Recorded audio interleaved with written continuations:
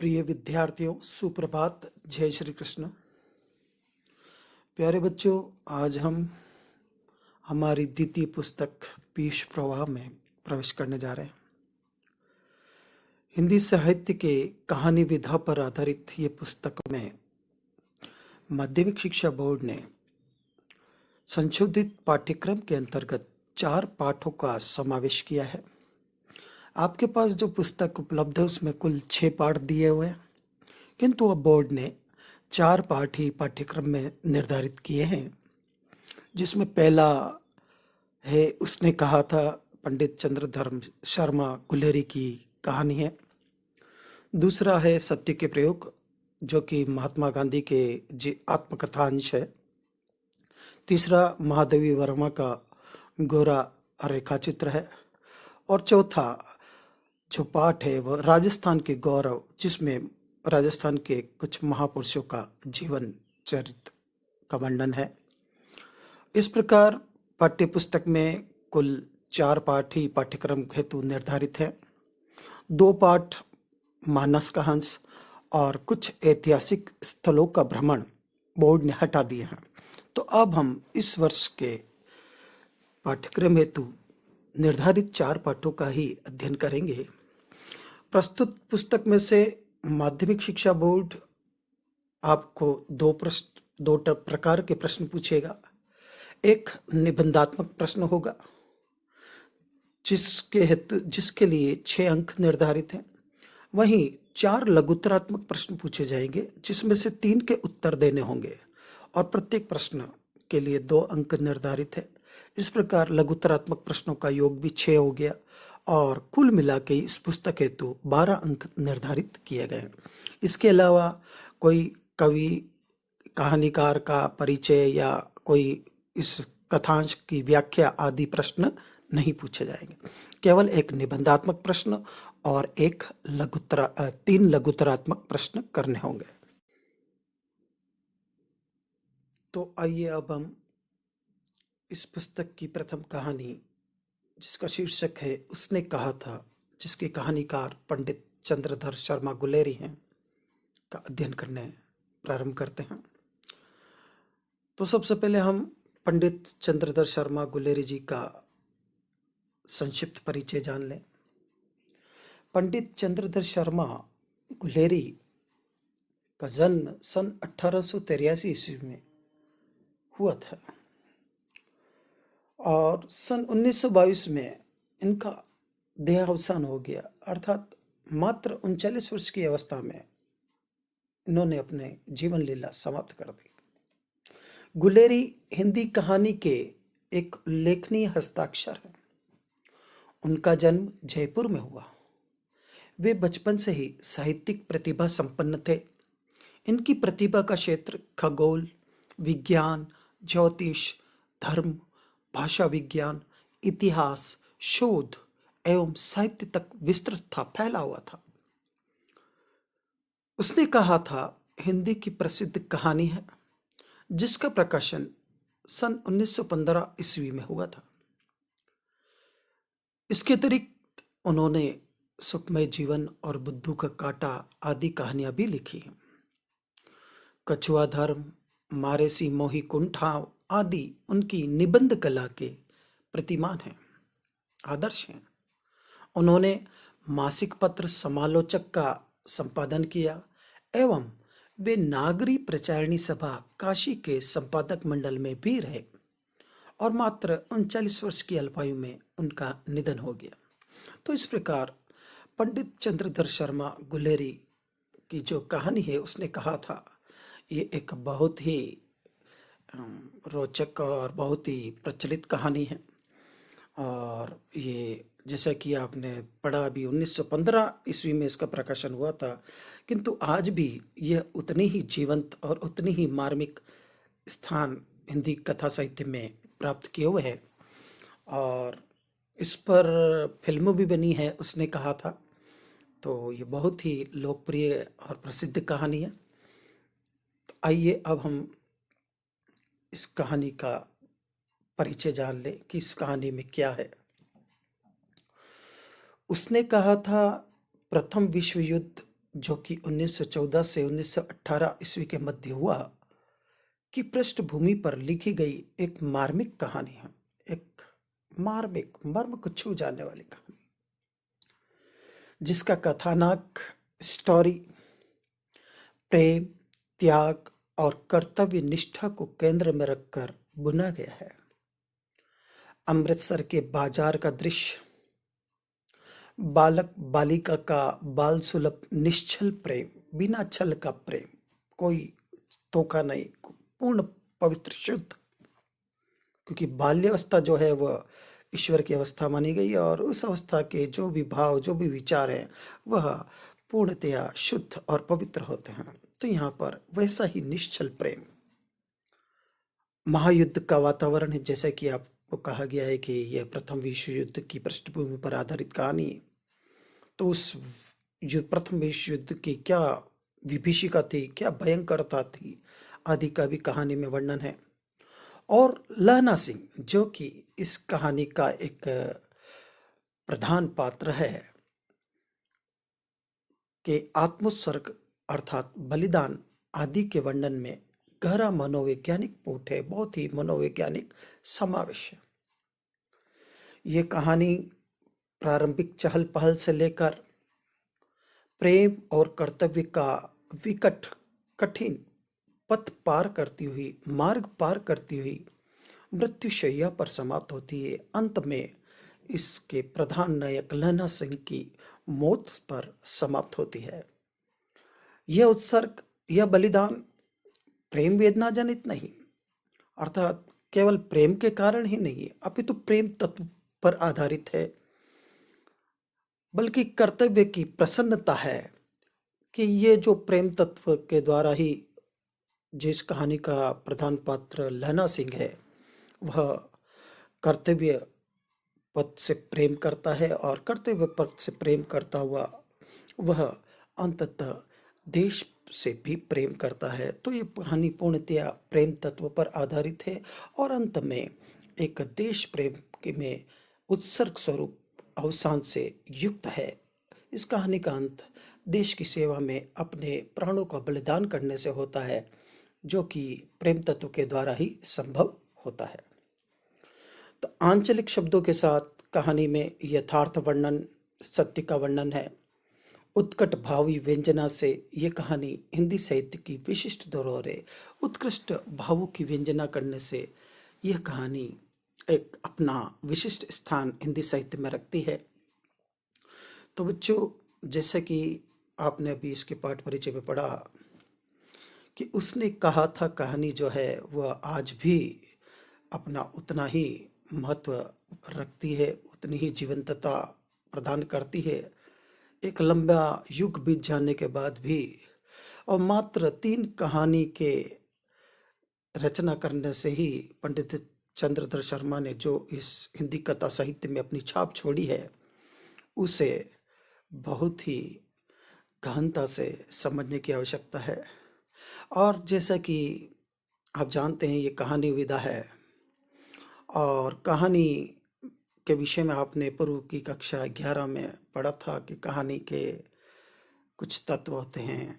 कहानी के 6 तत्व बताए थे कि प्रत्येक कहानी की रचना या नाटक की रचना तत्वों पर आधारित होती है और अंकों में समन्वित होती है। तो इसी प्रकार इस कहानी में भी 5 अंक है और 5 अंकों में ये कहानी समन्वित की गई है और इसमें भी कहानी के तत्वों को भली भांति घटित हुआ है। जैसे कि आपने पढ़ा होगा, आपको याद होगा, कहानी के 6 तत्व बताए गए थे। कथानक है, फिर देश काल वातावरण है, भाषा शैली है, पात्र है और उद्देश्य आदि 6 प्रधान तत्व होते कहानी के। वेशभूषा, तो इस कहानी में भी कथानक जो है, जैसा कि आप जानते हैं कि प्रथम विश्व युद्ध की पृष्ठभूमि पर आधारित है। साथ ही इसमें युद्ध का वर्णन किया गया है, युद्ध का वर्णन भी है। और इस कहानी का जो प्रधान पात्र है लहना सिंह, जो इसमें लहना सिंह के निश्चल प्रेम, त्याग, कर्तव्य, सेवा और देश प्रेम के भाव को उजागर किया गया है। वस्तुतः यह एक चरित्र प्रधान कहानी है, क्योंकि पूरी कहानी, इस कहानी के केंद्रीय पात्र लहना सिंह के इर्द गिर्द ही चलती है और अंततः लहना सिंह की मृत्यु से ही समाप्त होती है। दूसरी बात हम देखें तो देश काल वातावरण, कहानी का देश से तात्पर्य है स्थान।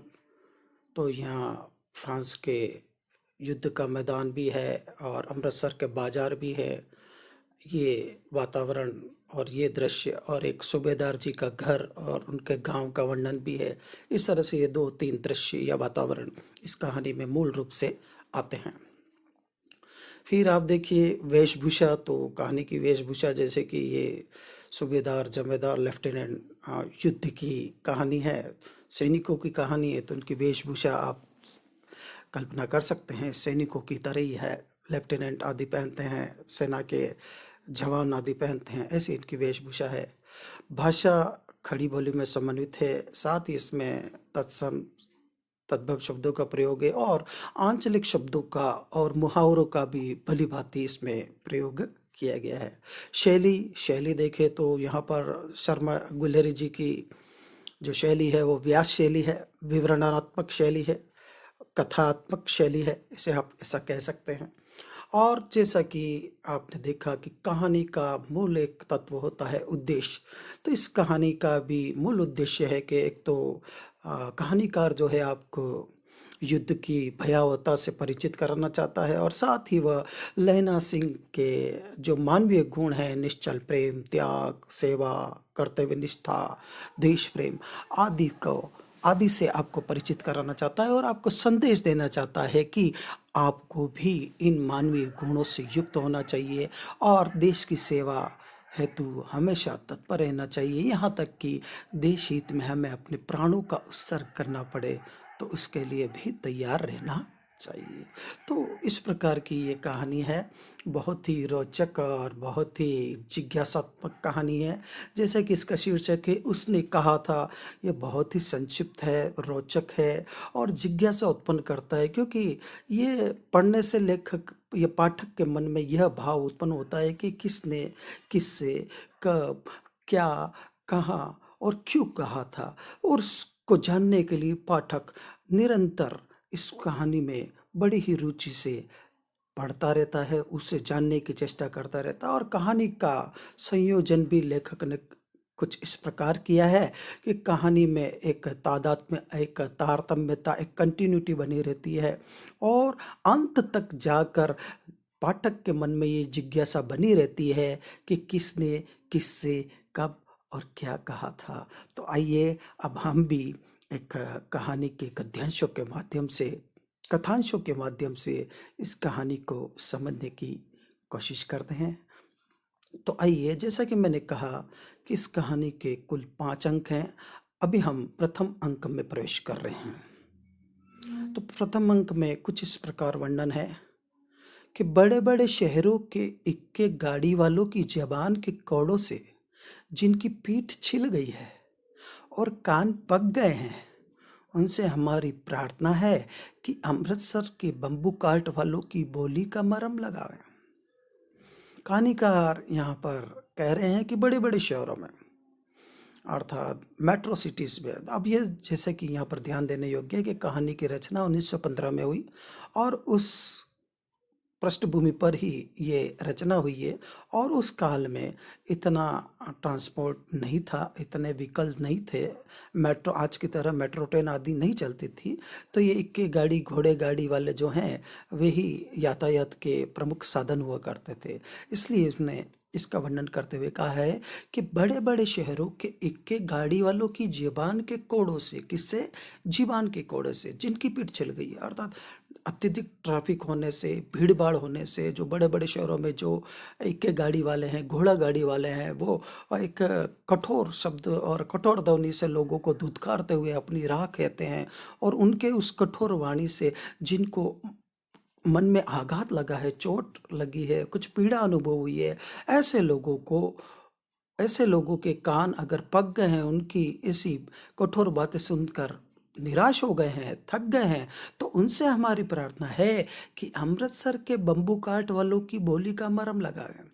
कि ये जो अमृतसर के बाजार में बम्बू कार्ट वाले हैं, ये घोड़ा गाड़ी वाले हैं, ये किस तरह अपनी राह कहते हैं, किस तरह अपनी राह बनाते हुए कैसे विनम्रता से लोगों से वार्तालाप करते हैं, उसे आप सुन लें। उस वार्तालाप के मल्लम से, उस वार्तालाप के उपचार से वो अपने आप को कुछ शांत कर सकते हैं, अपनी पीड़ा को कुछ कम कर सकते हैं। जब बड़े बड़े शहरों की चौड़ी सड़कों पर घोड़े की पीठ चाबुक से धुनते हुए कभी राह चलते पैदलों की आंखों के न होने पर तरस खाते हैं।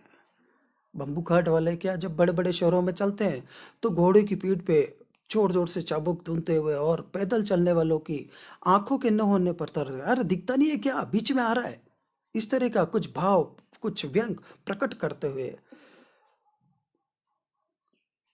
कभी उनके पैरों की उंगलियों के पैरों को चीत कर और कभी उनके पैरों पर उंगलियों पर अपना पहिया चढ़ाकर अपने को ही सताया हुआ बताते हैं और बहुत ही खेद, बहुत ही दुख अनुभव करते हैं और ऐसा बताते हैं और संसार भर की ग्लानि, निराशा और शोक के अवतार बन जाते हैं और नाक की सीध में चले जाते हैं, अर्थात अपने गंतव्य की ओर बढ़े जाते हैं, किसी की चिंता नहीं करते। तब अमृतसर में उनकी बिरादरी वाले तंग चक्करदार गलियों में हर एक लड्डी वाले के लिए ठहर कर सब्र का समुद्र मुड़ा कर, बच्चों खालसा जी, हटो भाई जी, ठहरना भाई जी, आने दो लाला जी, हटो बादशाह कहते हुए सफेद फेंटों, खच्चरों और बतकों, गन्ने और खोमचे और भारे वाले के जंगल में से राह कहते हैं। भारे वाले अर्थात इतने सब लोगों के बीच में से, भीड़ भाड़ में से बहुत ही विनम्रता से हटो बादशाह, हटो पाजी, ऐसा बहुत ही विनम्र संबोधन करते हुए अपने मार्ग पर अग्रसर होते जाते हैं। ऐसे लोगों के व्यवहार को देखना चाहिए, उनके शिष्टाचार को ग्रहण करना चाहिए, उनकी इस मीठी बोली के मर्म से बड़े शहरों में आहत हुए राहगीरों को राहत ग्रहण करनी चाहिए। ऐसा लेखक कहानीकार इस गद्यांश के द्वारा कहना चाह रहे हैं। क्या मजाल है कि जी और साहब बिना सुने किसी को हटना पड़े और अगर उनके राह में कोई आ भी जाता है तो वो बड़ी ही विनम्रता से हटो जी, अरे साहब, इस तरह के उद्बोधन द्वारा विनम्र शब्दों में उनसे हटने की याचना करते हैं। यह बात नहीं कि उनकी जीभ चलती ही नहीं, ऐसा नहीं है कि उन्हें बुरा बोलना नहीं आता या कड़वा बोलना या कठोर बोलना नहीं आता, चलती है, उन्हें आता है ऐसा बोलना, पर मीठी छुरी की तरह महीन मार करती हुई वो बोलते हैं। पर वो कैसे बोलते हैं कि इस तरह से अपनी बात को, अपने अपनी पीड़ा को लोगों के सामने, राहगीरों के सामने प्रकट करते हैं कि एक मीठी छुरी की तरह वो मार करती है। उनका काम भी हो जाता है, अर्थात उन्हें आगे जाने के लिए सरलता से मार्ग भी मिल जाता है और उन्हें लोगों के बुरे भाव को, कठोर भाव को भी सहन नहीं करना पड़ता। अब उनका उदाहरण यहाँ पर देते हुए कह रहे हैं कि यदि कोई बुढ़िया बार बार चेतावनी देने पर, बार बार चुनौती देने पर भी लीक से नहीं हटती, राह से नहीं हटती, तो उनकी वचनावली के, तो उनके बोलने के ये नमूने हैं। वो इस तरह उसे कहते हैं, हट जा जीने जोगिए, ए जीने योग्य है अभी तो तू हट जा, वही साइड में हट जा, हट जा कर्मा वाली है, हे भाग्यशालिनी, तू तो बहुत भाग्य वाली है, साइड में हट जा, मेरी गाड़ी के नीचे क्यों आ रही है, हट जा पुत्ता प्यारी है, ए पुत्रों को प्यारी रग वाली, तू हट जा, बच जा लंबी उम्र वाली है। कभी कहते हैं कि तुम्हारी बहुत लंबी उम्र है, तुम क्यों मेरे गाड़ी के नीचे आना चाहती हो, मेरी गाड़ी के नीचे क्यों मरना चाहती हो, ऐसा व्यंग किंतु बहुत ही विनम्रता से और शिष्टाचार से कहते हैं तो सुनने वाले को भी जरा भी बुरा नहीं लगता और उनका कार्य आसान हो जाता है और बड़ी ही सरलता से भीड़ भाड़ में भी वो अपनी टांगे गाड़ी को अपने गंतव्य तक ले जाते हैं।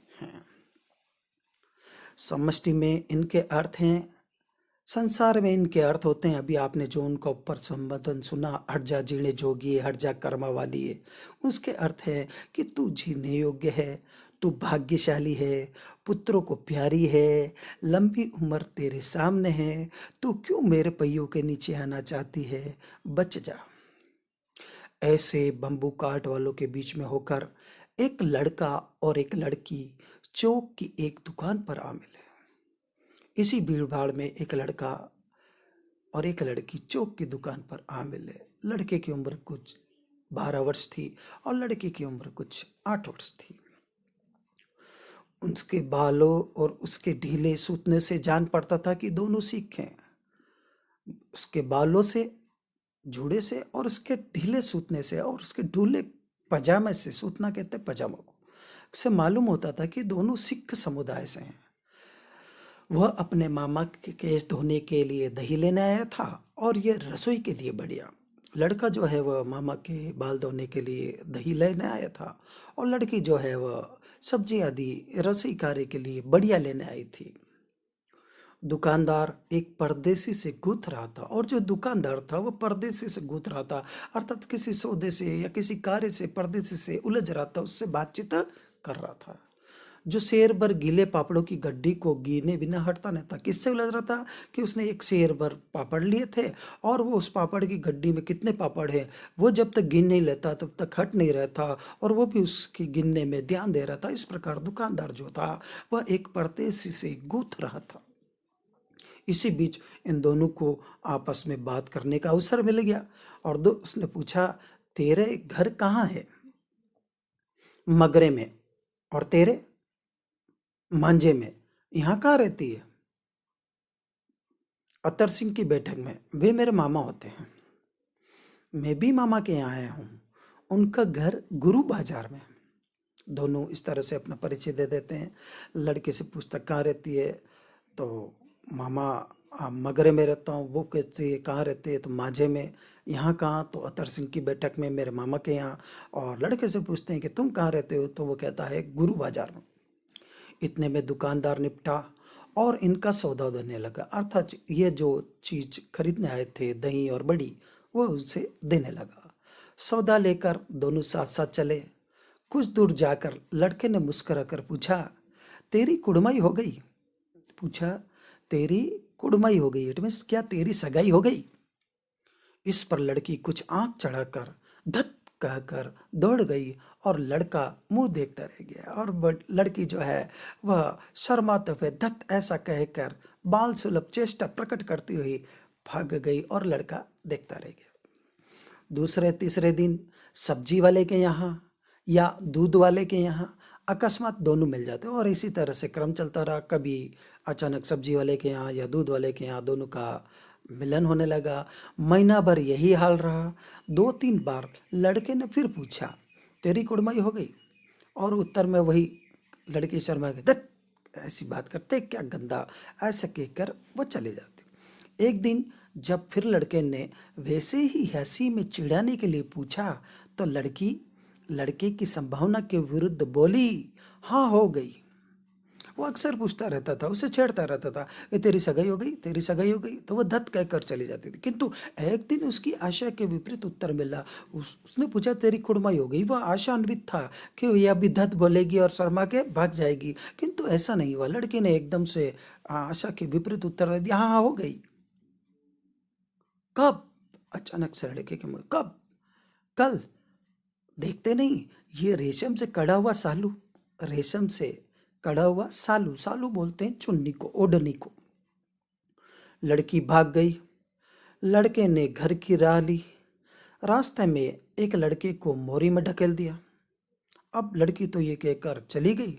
लड़के घर की तरफ बढ़ा और लड़के ने जब अपनी आशा के विपरीत उत्तर पाया तो वह मानसिक रूप से बहुत ही पीड़ित हुआ और उसका व्यवहार, जैसा कि मनोविज्ञान कहता है कि हमारी इच्छा के अनुरूप कोई कार्य सिद्ध नहीं होता तो हमारा मन चिड़चिड़ा हो जाता है, तो लड़का का व्यवहार भी कुछ चिड़चिड़ा हो गया और उसने जाते जाते रास्ते में एक लड़के को मोरी में ढकेल दिया, अर्थात नाली में ढकेल दिया। एक छाबड़ी वाले की दिन भर की कमाई खोई, अर्थात उसका पूरा जो सामग्री थी वो गिरा दी। एक कुत्ते के पत्थर मारा और एक गोभी वाले के ठेले में दूध उड़ेल दिया।